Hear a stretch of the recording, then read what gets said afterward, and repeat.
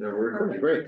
Okay, good evening, everyone, and welcome again to the Newburyport Zoning Board of Appeals for our hearing Tuesday, April 8th, 2025, it being 7:01 p.m. We are at the appointed hour, so we'll get started with our recorded proceedings and our one application, which is going forward this evening.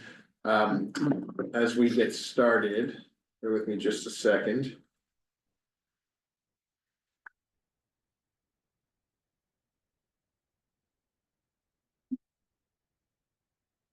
Sorry, I lost my connectivity for a second.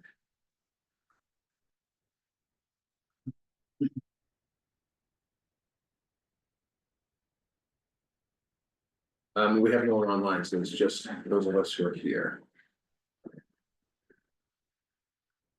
Okay, so getting started with our agenda this evening, I'll begin by taking roll, and we will establish a quorum, establish our 5 voting members, and get into our public hearings. So calling the Newburyport Zoning Board of Appeals roll, Mr. Stephen Delisle is absent. Mr. Ken Swanton. Here. Mr. Walter Chan. Here. Mr. Gregory Bennett. Here. Mr. Larry Ginta. Yeah. And Rob Champetti, I'm present as well. So we have 1, 2, 3, 4, 5 members present. We do have a quorum, and the 5 voting members will be the 5 members that are present in the room. With that, we will get into our agenda. We have 2 public hearings this evening. One is a continuation of the application of Charles Griffin, 10.5 Auburn Street, continued from, this says on the agenda from 4/8, but it's 3/22. Yeah. 3/22 was it? 25. 3/25, thank you. And this is a continuation from March 25th, a variance to allow a short-term rental unit on a parcel adjacent to the owner's primary residence. And then the second matter is a matter of Laura and Jack Boyce, care of Lisa Mead, Midtown and Acosta, 11 School Street, a special permit for nonconformities, and by request of the applicant, that matter is requested to be continued to our meeting of the 22nd. So why don't we begin with just that matter? We'll have I'll entertain a motion from the board to continue the application of 11 School Street as requested by the applicant to the hearing of April 22nd. Do we have a motion? So moved. Thank you. And do we have a second?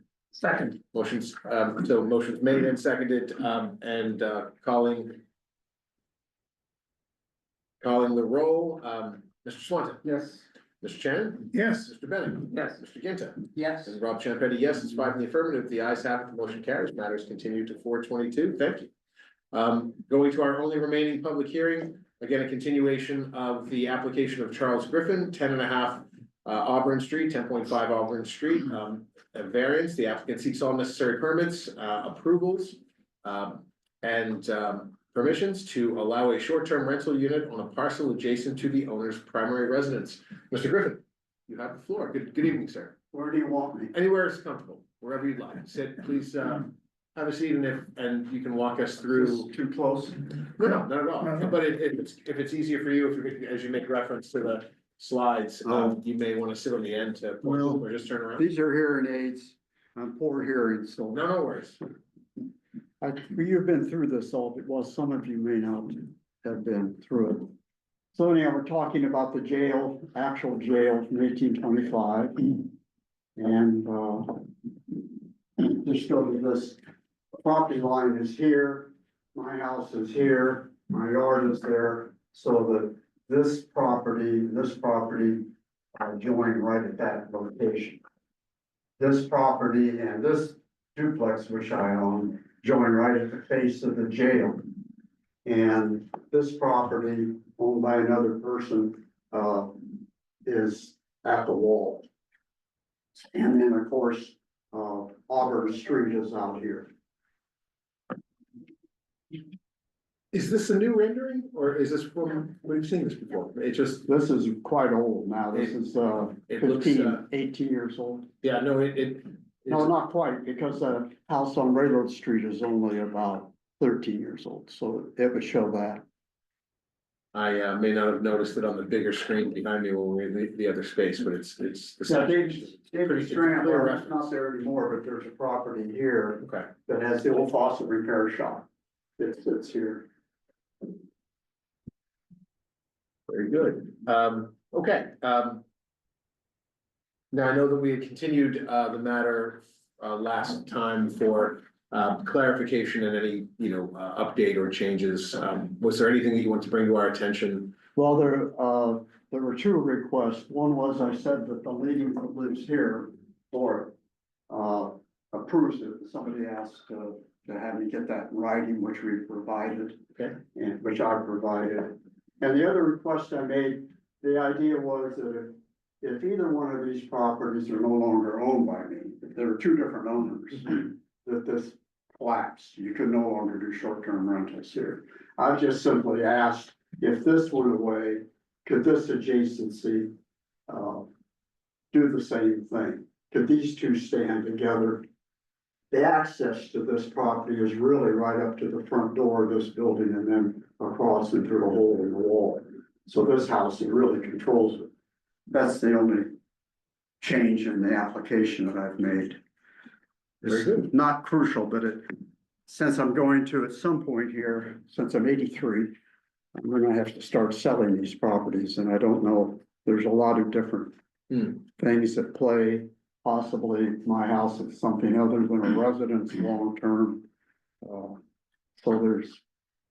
I'm just looking for any flexibility I can get if it doesn't harm the city.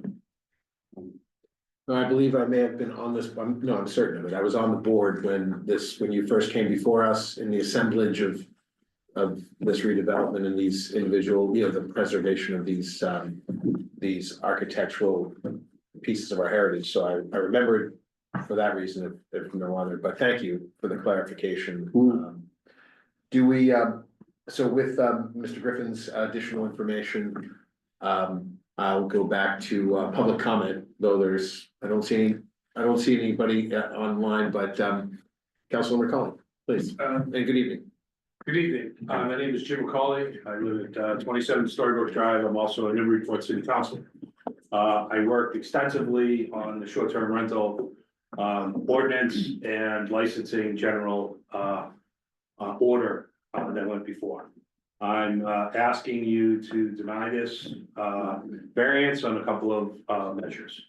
First of all, we were very clear that short-term rentals on the mainland had to be in a primary residence. And even the diagram shows that it's impossible to live in two facilities at the same time for the 183 days that we require, regardless of they're next to each other or not. This would therefore classify this as a investor short-term rental. We've made it very clear that investor short-term rentals will be phased out on the mainland within 2 years. It's about 14 months left in that phase out period. Also the applicant had missed the deadline, which was May 31st of last year to do so. Additionally, classifying this as a investor short-term rental, one of the things that would be required is off-street parking for the unit. It's not shown or presented going forward on this. So we have a number of conflicts with the ordinance going forward. And I know that it is a unique property, and I know that it's been a labor of love to try to get this, but this is not the diversity of housing that we were looking for on the mainland. Our diversity of housing was to have residents and full-time, long-term rentals, not short-term rentals, on the confines of everywhere but on Plum Island. I know there was some speculation about what we actually were debating, but that's where we actually ended up. And we ended up that short-term rentals for investors are on the island, short-term rentals on the mainland would be for primary residents only. And part of the primary residence, you would have to you have to show and sign under penalty of perjury that you live in the residence for 183 days, not only for the zoning purposes, but also for the licensing and application thereof. So If you were to grant it, then they'd probably be denied a license because they can't meet any of the criteria of the licensing agreement going forward. And as I said, I'm more than willing to answer any questions, but having been intimately involved in this discussion, writing of the ordinances and all that. So thank you very much for considering my comments. Thank you. Have a nice day. Thank you. Will you be sticking around? Because we may have some questions. That'd be great. Thank you. Very good. Anyone else wish to be heard in connection with the application? Anyone else in the room? And is there anyone online? No. I see no one else online, so I will close that portion of the public here of public comments and go to questions from the board. Does anyone have any questions for either Mr. Griffin or our one public comment from Mr. McCullough? Yes, Councilor Bennett, please. Would you please point out your residence, again, I think I. Right, okay, and just a question about the nature of the ownership of these separate parcels. Do you own them all individually in your name or in various entities? LLC, they're all, Different LLCs? yes, each one's a And- different LLC. Gotcha, and are you the only member of those LLCs? Yes, now, my wife has died, so I see, Oh, I'm sorry. I'm the only one, so you're the beneficial owner and the manager. and of all of those Yes. LLCs? Yeah. And talk to me a little bit about how you would propose to manage this short-term rental unit. No, my son lives there now. He's been here ever since it was built. Over there, Mike. And, he's in it with the death of my wife. He's gonna move in with me into this building. And he's gonna manage this. This is his job. He runs a painting company, Newburyport Painting, but, he has time beyond that to get involved with this. Because we think that this doesn't, to respond to Mr. McCullough's point, what the city wants, this is a lousy house. I'm gonna say it, it was a jail. Give you an idea, the inside has been maintained. Massive blocks of stone, they're not flat. Sand comes off of them all the time, ceiling, walls and floor. This is not a good house. But I think that it could be quite an asset, I suppose, for us in the near term, but I think for Newburyport to be able to have something where people could come and witness this for short term. You can live in anywhere short term. But it's hard to live in a place that you can't heat or air condition properly, that is hard to clean. And it's hard to put up with that. So I think trying to get month-long rentals or something is pretty much out. Just to follow up, and I listened to the hearing and I know this was mentioned, but I just want to make sure I understand. How many bedrooms are in this proposed short-term rental? Two. And where would the parking take place? The parking, this whole back area back here that abuts here on my property, there's room here for, I don't know, 15 cars offside. Is that, Everybody, I'm sorry, on the parking, is that a private parking yeah, area or is that private street? property on my property, yeah. So I could have people park here. There's also parking here. All across the front of the office, there's room for, I think, 7 cars there. 2 of them are end to end. Now, where you point out there for parking, is that a This public access? This street there? is Vernon Street, Right, and this is off of Vernon Street. This is Auburn Street. My architecture, well, it's not my firm anymore. My previous architecture firm, they park here. Over here, you have an island, then the graveyard is here. So this whole area is, there's no one there. Matter of fact, this is used for snow. It's allowed to have snow parking on these streets. And this is Railroad Street. It's also quite empty. But I can have off-street parking. That's not a problem. designated on Yes. on private land, not on, Yes, not on on my city land. streets. Yes. I think that's all I have for the moment. Okay, thank you. Thank you. Anyone else have any questions? I have one question for the counselor. Sure. I see nothing in our zoning ordinance which prohibits this zoning board of appeals from granting a variance under this statute, under this provision, under the STRU provision. I would ask you what provision you'd be granting it under. Well, under the variance provision, the generic variance provision, and there's nothing in the short-term rental unit sections which prohibit the zoning board of review, the zoning board of appeals from granting variances. I just point that out. Okay. So what I'm I was suggesting gonna is, say, I'm not sure what the question is. the question was, do you believe that the zoning board of appeals has authority to grant a variance in this context? Not for no longer for an investment unit. Because that expired on May 31st of last year. And no for dual primary residence, which is what we're trying to talk ourselves into here. Okay. I just wanted to get your perspective on that. Okay. Yes. Mr. Gibbs. So, you have mentioned that your son, owns a painting company, and I don't wanna speak like he's not right behind me, I know that he has. And that he had time to manage this.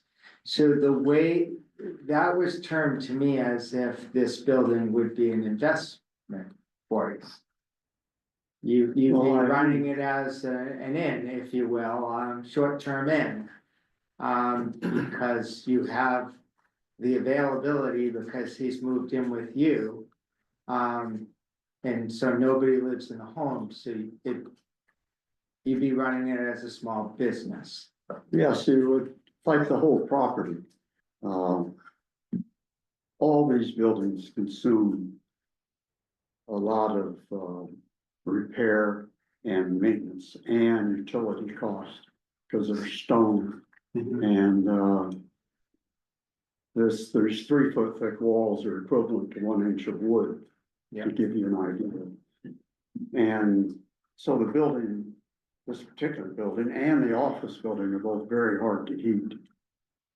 But I thought it was more important, there was a big desire by the Newburyport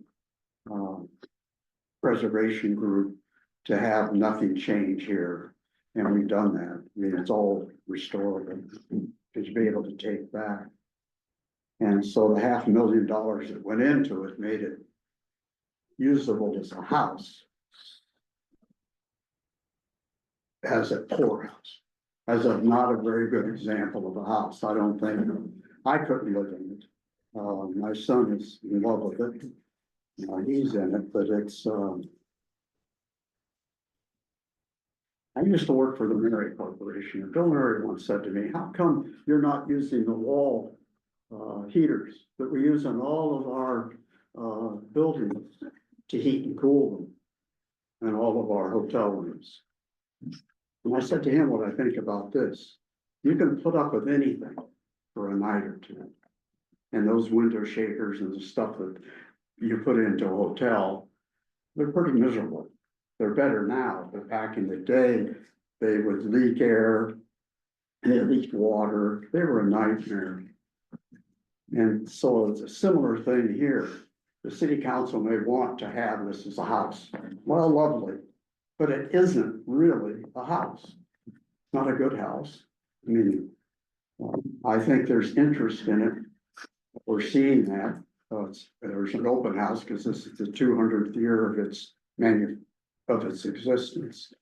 And they're already almost sold out at noon. But I think if I wasn't even around, I think what Newburyport should want, maybe they should own it.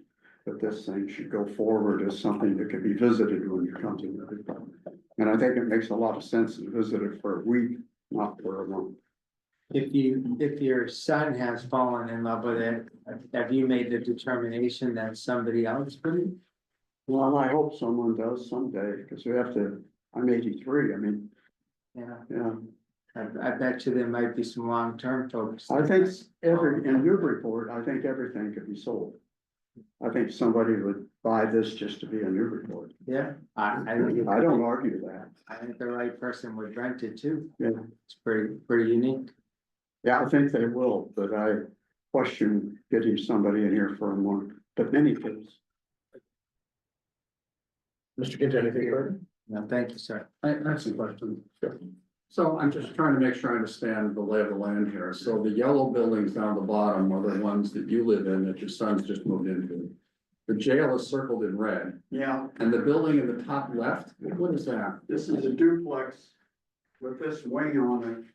This is what was called the keeper's house, and over here is Bartlett Mount. So it's the closest building, it's a two-story granite building that overlooks Bartlett Mount. Yeah, And that's where the keeper lived that took care of well, it. I know historically that's where it was, but what is it today?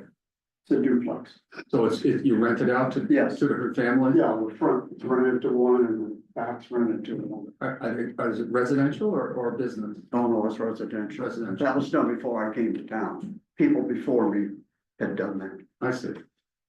And so your house is all the yellow buildings on the bottom, Here, not the one to your left? not here and here. That's a This separate. is five, I designed and built these, but they're sold. I see, so those are separate parcels now, Yes, and you live. Where you indicated, are you there more than 180 days a year? I'm there year round. Year round, okay. You know, I've walked by this place a lot, and I didn't really ever study it, so today I was walking by. And I was looking up at that. Trying to see the jail, it's actually hard to see. Yes. From the road. Street, yeah. From the street. It's hard to see from, I walk all the way around. It's hard to see from anywhere, really. Cause look, it must be like an 8 foot high, the wall with all the spikes on it. 10 foot, What's that? 10 foot high. 10 foot high. It's even higher as viewed from Auburn Street. 'Cause it's a the little hill lower. slopes down. Yeah, I know. I mean, I'm just trying to get, the only place I could see the building was there was a break in the wall.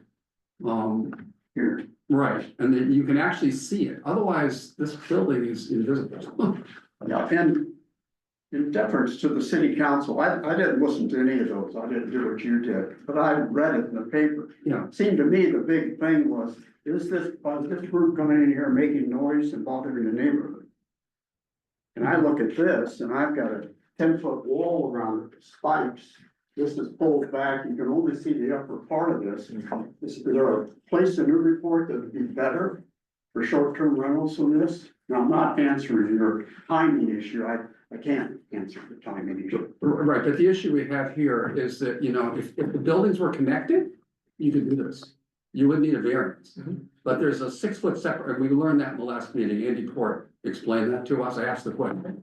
There's a what? A 6 foot? There's a 6 foot separation, although I noticed that stone wall between the two buildings, 6 foot separation. Between which two? buildings? Where?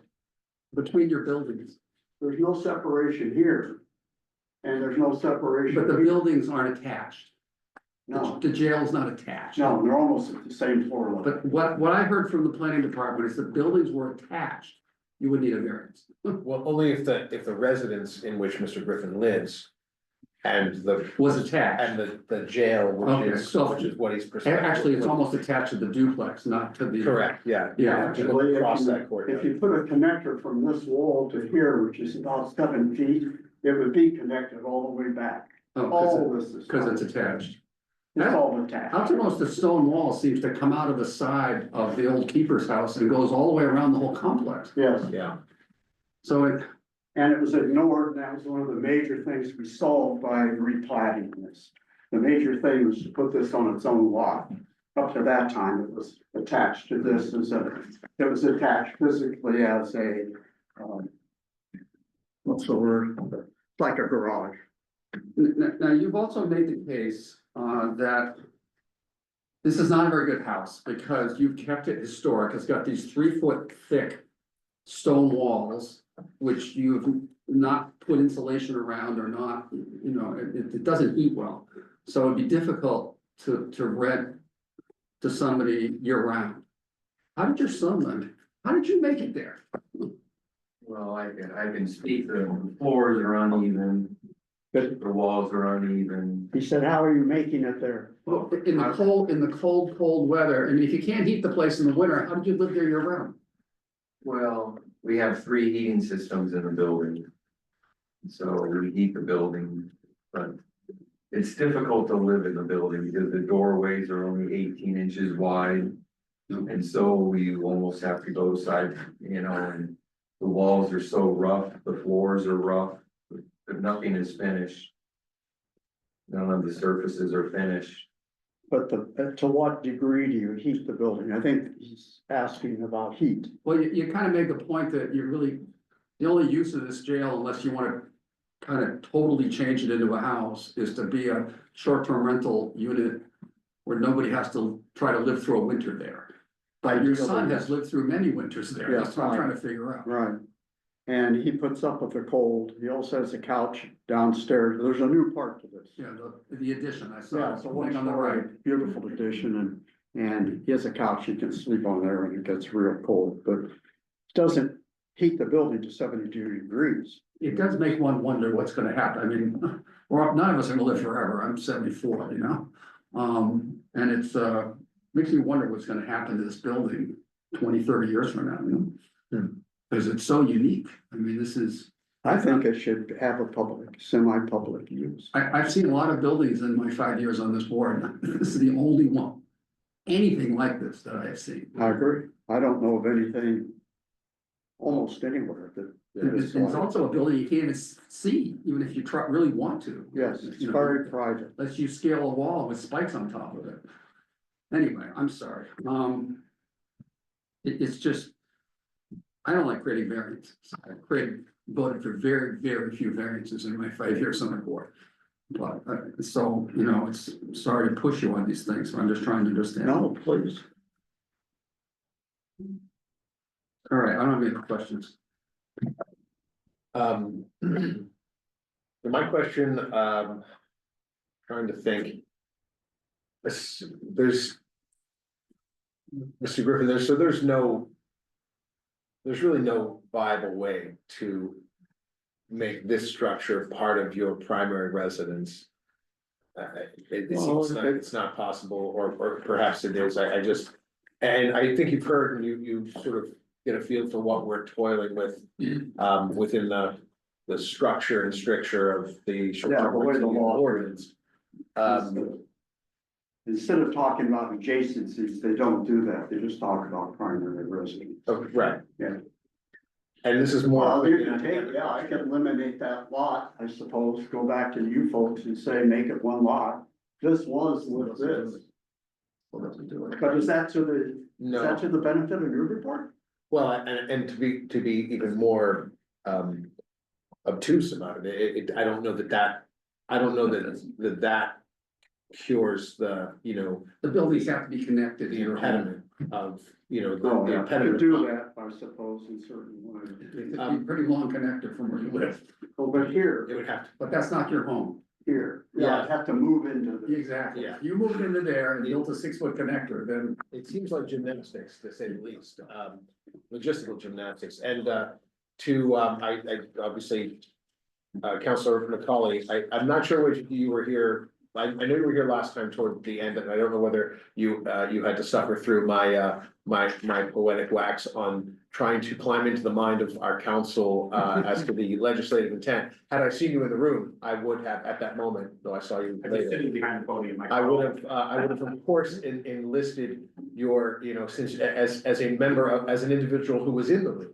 I would have not needed to do such, temporal gymnastics, so I meant you no disrespect, and I, to the council as well, to presume to guess what was in the minds of folks, one of whom was actually in the room. But my point, I think at the time, and this is sort of my question to you, sir, is it truly, in your estimation, and feel free to decline to answer if that's appropriate, but is this really what we're toiling with, is it truly outside of what you feel was your and the council's sort of legislative intent as applied here in this circumstance? And if the answer to that is just clearly no, and that's fine, but I'd love to hear your thought on it if there was anything further to share. Because this informs our decision, you know, we weren't in that room, we're left with the pros, you know, that's adopted.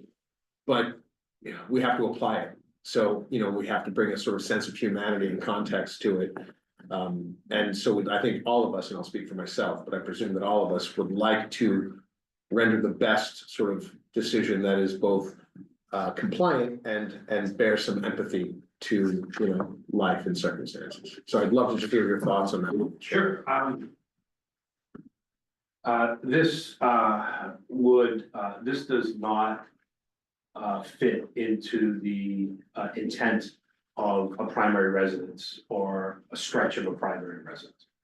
We had two specific examples during our deliberations of homes within on the mainland that were next door to each other. And we actually have a two-family kind of situation in here where they're actually attached, but they're two different units. And in the instance where the two instances where the houses are next door to each other in two adjacent lots. One was rented as the primary residence, one was rented as a investor unit. So there was no crossing the streams there. In the two-family unit, one can be rented and one can be lived in, but they both can't be short-term rentals. And so, and we labored through that because of quote unquote extenuating circumstances. But in zoning, it's usually black and white, or they come here, right? And so we tried to be as binary as we could in that instance. So I hope I addressed your concern. I mean, I appreciate that. And it certainly informs and helps us inform what we're left with trying to sort of toil with, which is whether to grant relief to the extent we can, which is, you know, all our board does, obviously, is we grant, you know, we're an appellate board that breaks free of the chains of, you know, sort of the ordinance when appropriate, if appropriate. But having you in the room in this context is important, for me anyway, so I wanted to, you know, hear what you wanted to say. Yes, Just one other comment, not to, I'm trying to state fact, and I'm not trying to sway you in this particular case at all. But our licensing requirement requires an inspection from ADA compliance, fire, building, all of that, and it needs to be up to code. And from what I'm hearing tonight, that this building may not be up to code with the width of the doorways, access for ADA. We don't want to be, we're very specific in our licensing ordinance about discrimination and making it difficult for folks with handicaps or special needs or things like that to be able to rent this unit. And so we go through. So anyway, I'm stating that because even if it's relief, there's a high probability that we'll get licensed going with that. I have, I mean, I appreciate that. I have a follow-on question, and perhaps some of my colleagues do too. In a city like Newburyport, you really don't even have to turn your head very far to come across by vision just lots of structures that predate zoning, that are part of the architectural heritage, that predates even our country. None of which, and many of which, not none of which, but many of which fall woefully below, you know, compliance with our modern building code. Which is to say that, you know, I would imagine that there's lots of inconsistency in short-term rental units in a historic structure that's otherwise compliant, that might not meet the ADA or other things. What did the council do about it? Surprisingly, as we have gone through this for a year and a half. Yeah. Short-term rentals have all upgraded their facilities to mostly be code compliant. Okay. As part of that, building inspector offers some suggestions. Our ADA coordinator offers some suggestions, our fire department offers some suggestions, our health department offers some suggestions, and they report back to us as to what goes on. And one of the arguments for short-term rentals was that the owners were taking extra care of their property and they were upgrading. Because no one wants to stay in a rundown or For sure. shady type of short-term rental facility. So we have more of those instances and conversations on the island than we do on the mainland. Because again, we're trying to focus this on primary residents more than anything else. And folks have upgraded, gentrified, whatever Right. term you'd like to use, their primary residences. But say for instance, places in the city proper or on Plum Island that are serviced by stairs, for instance, of which there's no shortage. Most of the colonial architecture is about getting people's feet and such out of, the dirt and the mud. I wouldn't imagine that we're talking about putting ADA compliant, access ramps and other such, accommodations on all of those structures. Not on second floor or anything like that. Okay, thank you, by the way, and, was there any follow-up? Well, yeah. Okay, so I have- And I will come, Mr. Griffin, let me just, Yeah, we just asked Mr. Griffin to respond just as we're going along, and then we'll circle back. I just wanted to respond to that. Yes, please. Of course, when this was built, we were working with the building department, health department, electrical, mechanical, all of it. We had three different, head building officials when we did this building. Gary Calderwood was the one at one point. The current head building official has been here making his inspection and liked it very much. ADA, almost all the rules except life safety that apply in the code can be waived by the local building official with respect to history, exactly what you're talking about. Also, ADA does not apply to homes generally speaking. So, Public accommodations. yeah, it's, in any case, this is legit. It got a building permit, it got an occupancy permit. I'm not fearful of that. Okay, thank you, Mr. Griffin. Yes, I just have one other question. Assuming we have the authority to grant variance, they're asking us to grant you a variance with respect to the issue of privately owned STR. That's one broad request. The other request, which I'm having a more difficult time with, honestly, is you are a year late here in filing. Well, of course, No, for investor. yeah, for Yeah. But he's not asking for an investment. I understand that. So, he's owner occupied. right, well, that's, yeah, I'm sorry, but yeah, you're right. So you're not, if we, that's right. we wouldn't have, we no longer have the discretion, Right, right. that should be said, Right, so, it's not. yeah. And in what, 2.5 years, it will think less. it will time out. Yeah. Any, 3 years, whatever it yeah, is. whatever remains of the 3 year. 3-year window. Mr. Swanton, was there? a Yeah, I question? just want to say on building codes, some of you know over the last year, I have done a crazy thing. I have built a house by myself up in Maine for my daughter. I'm doing all the carpentry and an awful lot of other stuff myself. Something my dad taught me to do as a young boy, but something I certainly didn't do during my career as a, in high tech, but anyway. And I learned all the codes. And I doubt there's very many staircases, internal staircases in Newburyport that could meet today's current code. Because it requires a very gradual incline. I've been in a lot of houses in Newburyport and it's a rare one that can meet today's building code for staircase incline.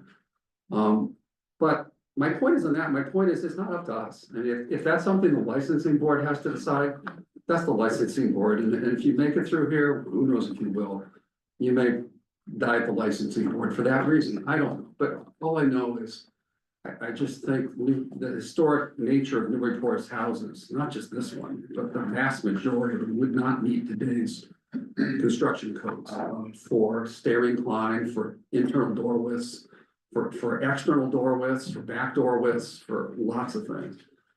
So I don't, fortunately, we don't deal with those things. That's Not our purview. perhaps the licensing board does, I don't know. So you may have problems there, no matter what. But that was just just a reaction for somebody who's gotten up to his eyeballs in the code. Most of the code is national code, and the states all pretty much follow the same national codes. I don't have any other questions that we haven't been around and around on this. I don't either. Does anyone else have any questions? I just had one on the draft conditions. One of them was that they maintain ownership. Yes. The way it's drafted, have you seen that? Yes, And you're okay with it, the way it's worded today? yes. Okay. Why, you're scaring me, but. No. You made reference to it. I just wanted to Yeah. make sure you saw it as it's worded. And I never know if the applicant sees it at the same time it's drafted. We're gonna blow it up right behind you, Mr. Griffin, just so you can take a moment, to read this, and we can all take a moment.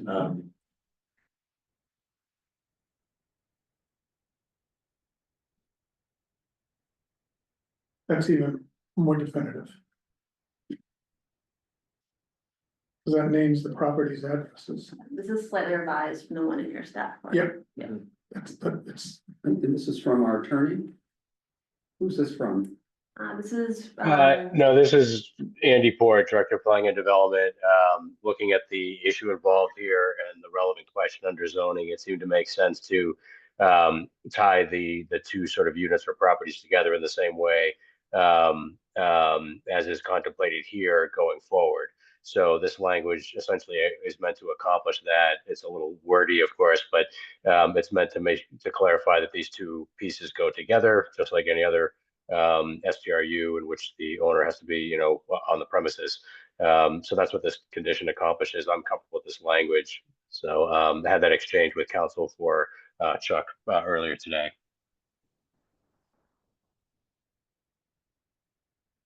that answers my question. Thank you. I'm good. Councilor McCauley, just one more question, if you'll indulge me.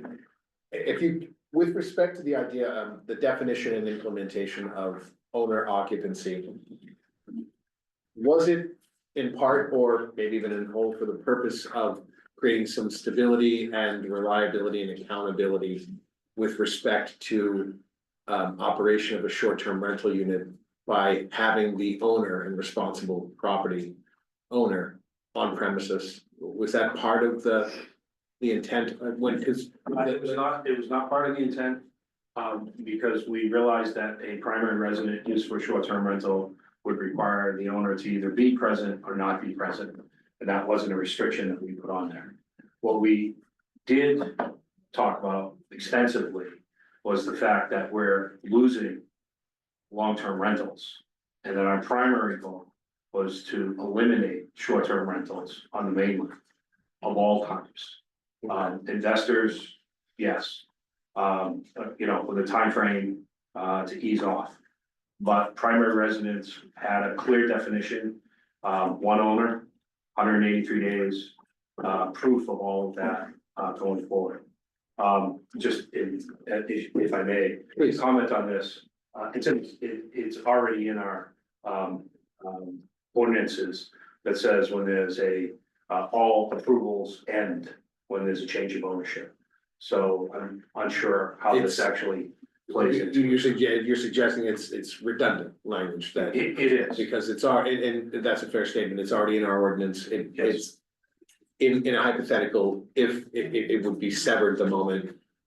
Purchase Hands, hands. yeah, it changed hands. Even with two separate properties? Cause the owner occupied is identified as a single Mhm. home, if you will. This is three homes. Yeah, no, This is three homes, but we're saying any two that abut it. in Councilor McCauley's, in the hypothetical, this would never apply to, unless this circumstance were to come. to Right, pass. so I think it's important this gets worded like that. Right. Cause you're This is the severing- only, yeah, this is really an adaptation of what's in our ordinance applied to a circumstance that the council They didn't foresee. never foresaw, Right. and maybe even specifically, and again, not to make a presumption as though you're not sitting in the room, maybe even specifically designed and drafted against, Yeah. with an eye toward the prohibition of, Yep. or, the encouragement of, longer term rentals, so. Point well taken. Thank you again for that. Okay, I have no other questions. Anyone else? Okay, Mr. Griffin, anything further, sir, before we, No, thank you very much Well, for let- the time. I appreciate it. well, we're almost done. We're gonna deliberate. We will close that portion of the public, questions from the board and go into deliberations. Who wants to start off? There's certainly, I'm almost glad that we have only one, this application this evening, so we can take our time on something like this. But Mr. Ginter, why don't you? I'll start. So I don't support the variance, and the reason is I think it's, at least in my opinion, I think it's clear that it is an investor unit. It is unique, but I think it's pretty clear that that is what the plan is. It's gonna be kind of like an interesting inn that people are coming in and out, but we won't actually call it an inn.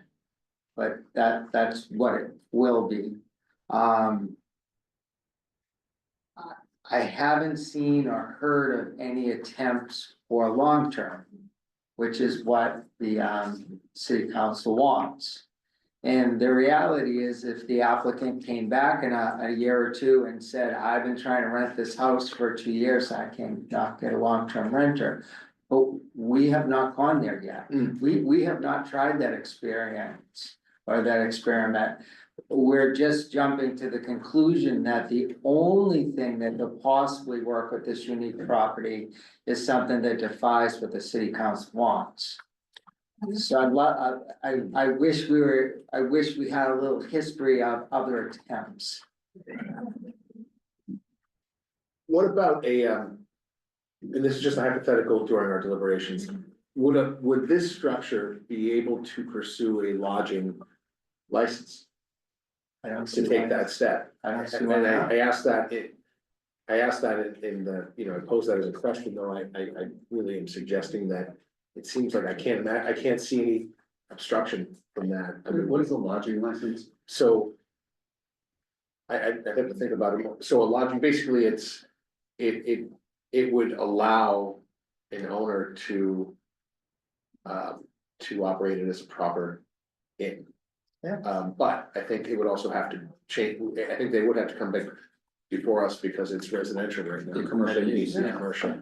But So- that would be so- an appropriate use So, of the building, is to have it be an inn or a bed and breakfast. because of its singular uniqueness, And they wanna use it as a business. So it should be a business. But that would have to come back before us for a use change, special, and that's a different path and a sort of different species of ask. Yeah. But I just wanted to I wanted to vocalize that just to get everyone, get your feedback on it and think about other alternatives. Okay, further deliberations. Who wants to? I'll comment, that's kind of,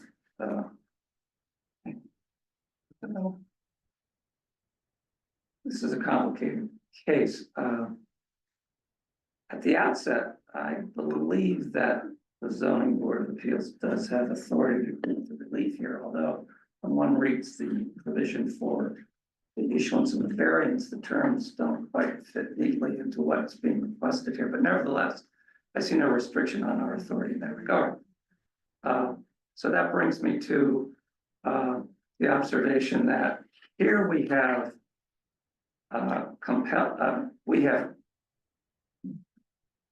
compelling, clear legislative history, if you will, that, to my mind, demonstrates that the city council in no way would have contemplated this property as a owner-occupied STRU, and I take that with some significant weight.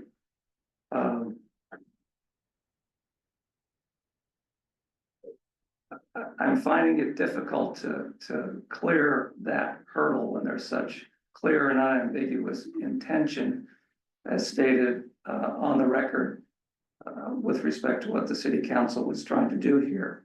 The kind of cumbersome ownership here, the questions I have regarding management and operation, gives me great pause here.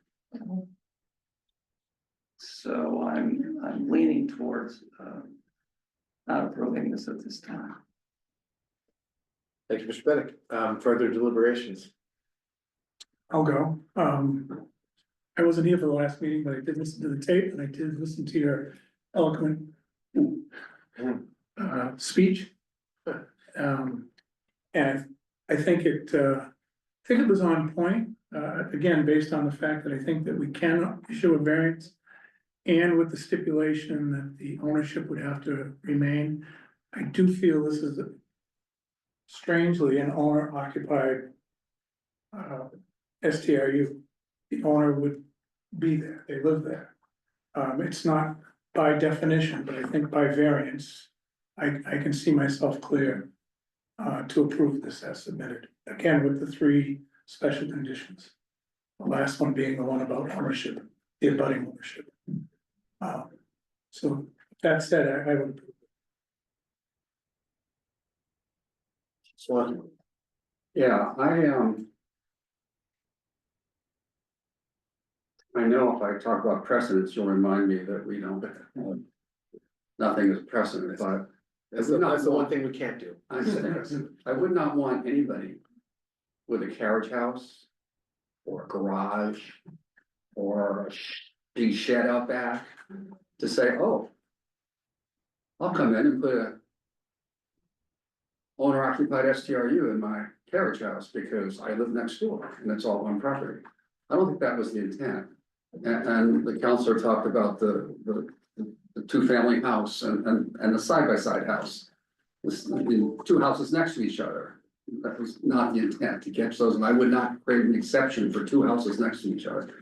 The thing that's tugging at me here, and I do have a hard time with variances, as you all know. What's tugging at me here is we're kind of like the board of exceptions, and this is a very unusual exception because I seriously walked around that place for 20 minutes today trying to see the jail, and I couldn't, except for one tiny little slot through a doorway. So this is a hidden building for the most part, behind a 10-foot wall that completely surrounds the entire property and makes it feel like one place with a hidden building. Also, you know, we're not supposed to tip our hats to history, although it's tough in a town like Newburyport with one of the largest historic districts in the country.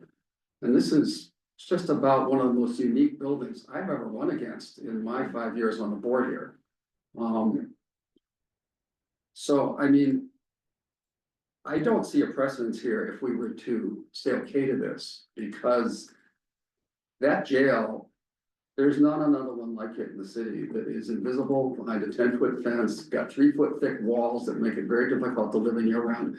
We could take my colleague's point, Mr. Junta down there, that, you know, let them try to rent it for 2 years and see what luck they have and see if, you know, people will like being there year round in there. But I don't know, I mean, every time we grant a variance, every time we grant a special permit, we're granting an exception, we're the board of exceptions. And I very rarely ever vote for a variance, but this one is so unusual. And I never liked STRUs. I went to some of the city council hearings and sat there when Jared started the whole thing and was working on the whole thing years ago and spoke up at several meetings. And I did not want to see this city overrun with STRUs. I live in the South End, a very dense neighborhood, and there's a lot of feeling in that neighborhood. This is such an unusual building that we never even know it was there except for the one person. And we asked them to bring a letter saying they would have a problem, and they've done that now, the one to the, on the right there. So, with the proper write-up about how unusual this property is, which is the only reason I would support it for variance, because I realize one set precedences, but in my mind we do. I wouldn't want anybody thinking that this is typical, because I've never seen anything like this. So anyway, I could support this, although it's difficult. I'll just dovetail on and thank you for the kind words about my oratory, though it was based entirely on a contemplated understanding of climbing into the minds of people in a room that I wasn't in. And I agree with my colleagues about the clarity that comes from hearing the legislative intent from one of the legislators who were in that room and who was in that room. So though I feel a passion that I know is shared by my colleagues about the history and creative ways to create activation and use and admiration and stewardship out of the places and spaces that punctuate our city and make it unique.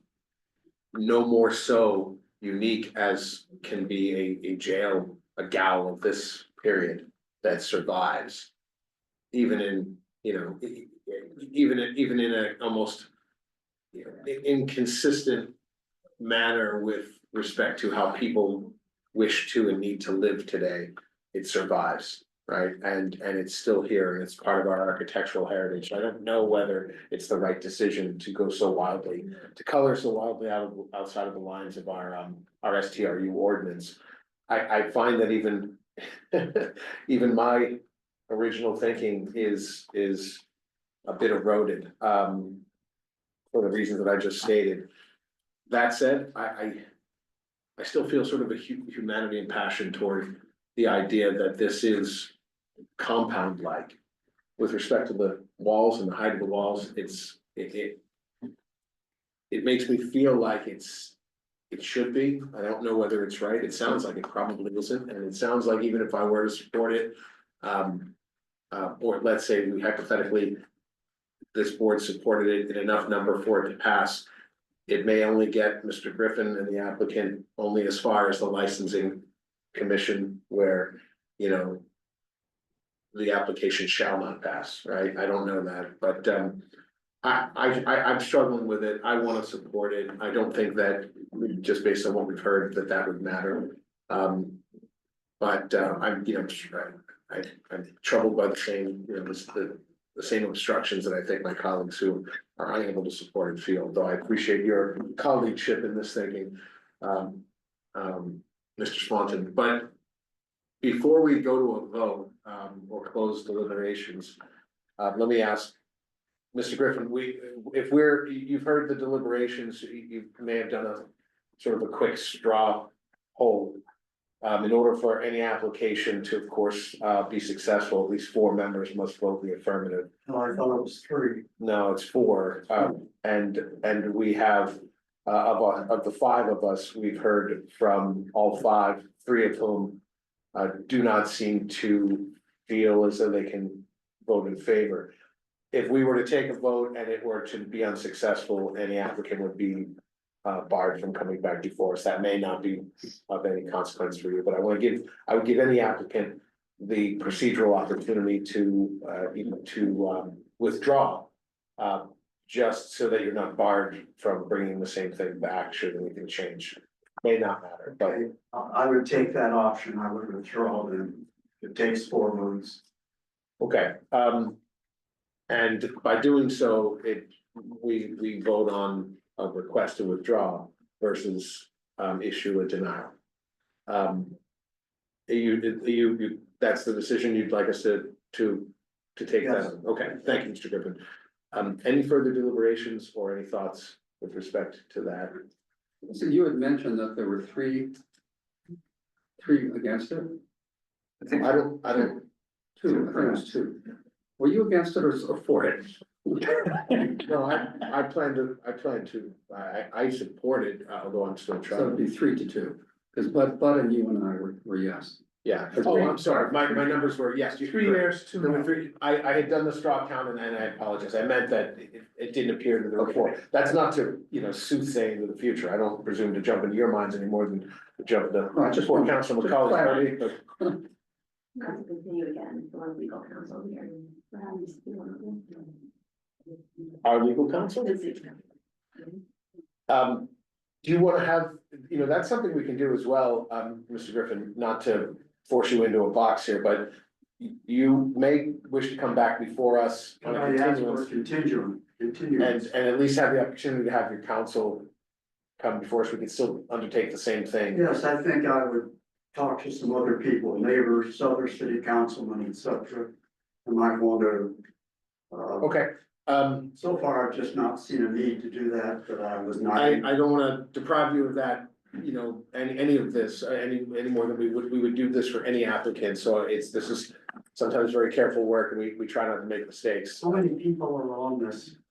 When you have This board, we have 6 now, we just had one alternate member, resign, but a new member was appointed. And I don't know if has our new appointed member gone before council? Don't think so, no. No, so we don't have, So we're still 6. so we're still 6. But only 5 can vote at any one time. Yeah, so it's 4 out of 5 in that. Oh, only 4, okay, so you always have to have super majority on this. Correct. We do. And only 5 can vote. Just a suggestion, and I don't wanna presume here, but could it be possible, and again, the applicant may not be, willing, but could the planning office maybe direct them in the proper steps of turning this into a commercial property to be used in the same manner as a business versus spending money on lawyers and coming back to have these discussions again? I mean, it seems to me like it would work great in that manner. But I would rather, I mean, yes, but granting a continuance affords that and keeps it alive on our docket and it's But really it's- just. But I would say pull it, because right now it's in a form of short-term rental versus coming in a different form. There's different ways- This is Andy. I just offer to Larry's point, we can follow up in the office, Caitlin, myself, and Jennifer, our zoning administrator, have a discussion with Chuck and his attorney about alternative characterizations or uses under the ordinance, because Larry's correct that there might be alternative buckets, types of uses could be permitted under without necessarily being coming under the same rubric, given the debate over what the intention of the council was over STRUs. So we'll have a further discussion about that and leave it to the applicant as to how they want to return, and we can tell you our feedback at that point, but worthwhile discussion to Larry's point, I think. Thank you. All right, thank you, Mr. Port, thank you, Andy, so that's a good point, right? Again, so Mr. Griffin, I think you heard Andy Port's comment. I think this board wants to give you as an applicant the opportunity to take a pause, take a step back, and maybe explore not just. And I appreciate that very much. We just, I don't think we would want you to discover yourself in a vote that seems mathematically doomed to be successful in this form, in this rubric. So with that, do we have a motion to How long do they need for continuance? They have to set The a next date. meeting is quite full, there's 5 new applications on So they there, have so to maybe. do the next one. Larry, if we granted a continuance, it could be withdrawn before it ever comes back before us, but we could do that, we could undertake Mr. Griffin's request to withdraw, it's really. Yeah, I don't know what's easier for the applicant. But I would he suggest, could reserve the right of a continuance and then decide to do yeah, something I think different.